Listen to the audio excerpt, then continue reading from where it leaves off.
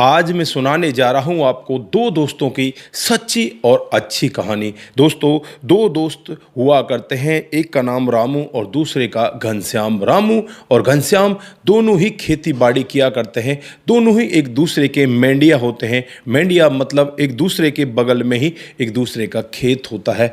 कभी भी वो एक दूसरे से अलग नहीं होते। अगर रामू को कुछ शिकायत होती तो घनश्याम दौड़ कर जाता, अगर घनश्याम को कुछ शिकायत होती तो रामू दौड़ कर आया करता। इसी तरह से उनका जीवन चल रहा होता है। एक दिन का वाकया होता है जब घनश्याम देखता है कि यार हर बार की फसल रामू के खेत में ज़्यादा होती है, जबकि एक जैसे ही हमारे खेत है, एक जैसी ही हम मेहनत करते हैं, लेकिन फिर भी रामू के खेत में फसल क्यों ज़्यादा होती है। वो मन ही मन अब रामू से नफरत करने लगता है, जबकि रामू घनश्याम के परिवार का भी उतना ही ख्याल रखा करता जितना अपना रखा करता है। जब भी घनश्याम के परिवार को किसी चीज़ की ज़रूरत होती तो वो दौड़कर वहीं हाजिर हो जाया करता।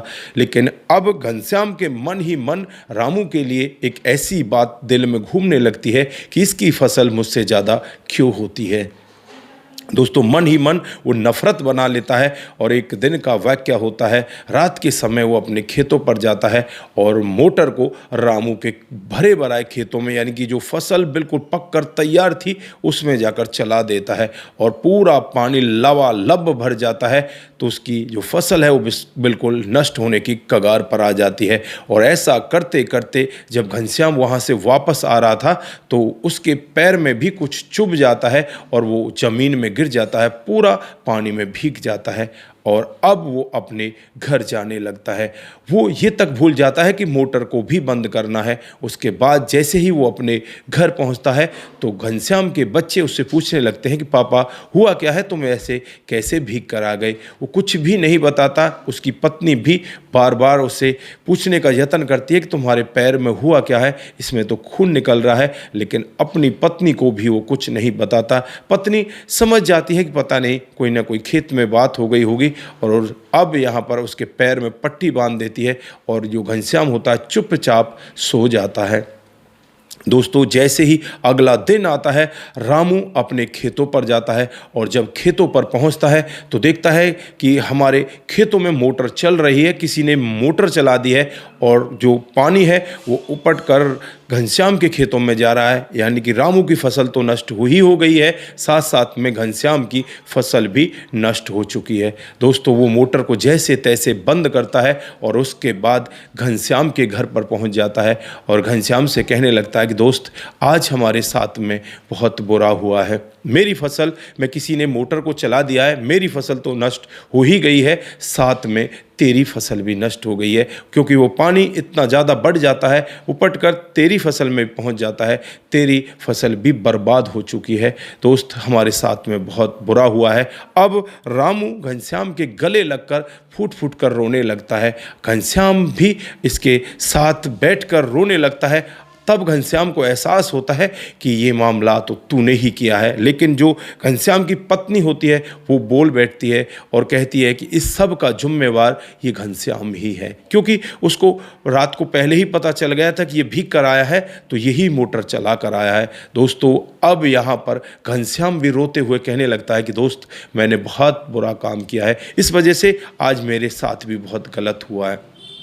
घनश्याम कहता है कि वो मोटर चलाने वाला कोई और नहीं, वो मोटर चलाने वाला मैं ही हूँ, क्योंकि मैं तुमसे हर बार जला करता था कि तुम ज़्यादा पैसा क्यों कमाते हो, ज़्यादा तुम्हारी फसल क्यों होती है, और मैंने तो ये सोचा था कि अब की बार तुम्हारी फसल को नष्ट कर दूँ, लेकिन मुझे कहाँ पता था कि फसल वो मेरी नहीं तुम्हारी भी नष्ट हो रही है, यानी कि तुम्हारी नहीं मेरी भी नष्ट हो जाएगी।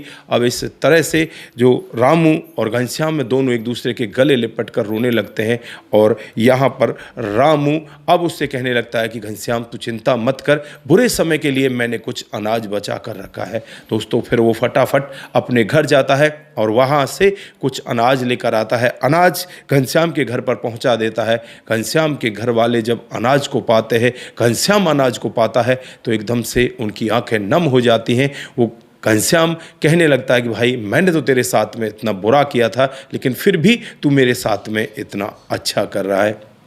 दोस्तों, यहाँ पर रामू घनश्याम से कहने लगता है कि भाई, ये तेरी भूल थी, भूल में तूने ऐसा कर दिया, वरना तू भला मेरे बारे में बुरा कैसे सोच सकता है। दोस्तों, यहाँ पर घनश्याम ने बुरा ही सोचा था, लेकिन रामू ने आज भी उसके बारे में बुरा नहीं सोचा। घनश्याम की आंखें खुल जाती हैं कि यार, मैं ऐसे दोस्त के साथ धोखा कर रहा था जो मेरे लिए इतना कुछ कर रहा है, जिसने मेरे लिए भी अनाज पहले ही रख रखा है कि कभी मुसीबत आएगी तो अपने दोस्त घनश्याम को दूंगा। तो दोस्तों, ऐसे दोस्त को कौन नहीं चाहेगा कि ऐसा दोस्त होना चाहिए। दोस्तों, हर कोई ऐसा ही दोस्त चाहता है, लेकिन खुद अपनी गिरेबान में झांक कर भी देखना चाहिए कि हम दोस्त के साथ कर क्या रहे। सच्चा दोस्त जीवन में बहुत कुछ कर सकता है और बहुत मुसीबतों से हमें बचा भी सकता है। इसलिए हमेशा हमें अपने सच्चे दोस्त की तलाश होनी चाहिए, ना कि हमें सच्चे दोस्त की जो कामयाबी है उससे जलकर ऐसा काम कर देना चाहिए। दोस्तों, बाकी आप लोगों की क्या राय है, आप लोग यहाँ पर क्या कहना चाहते हैं, आपकी जो भी राय है एक बार कमेंट बॉक्स में ज़रूर दीजिएगा। आज के लिए बस इतना ही, फिर मिलते हैं किसी नए मोड के साथ। तब तक के लिए आप अपना ख्याल रखें, परिवार का ख्याल रखें, सतर्क रहें, सावधान रहें, रिश्तों की अहमियत को ज़रूर समझें। नमस्कार, जय हिंद, जय भारत।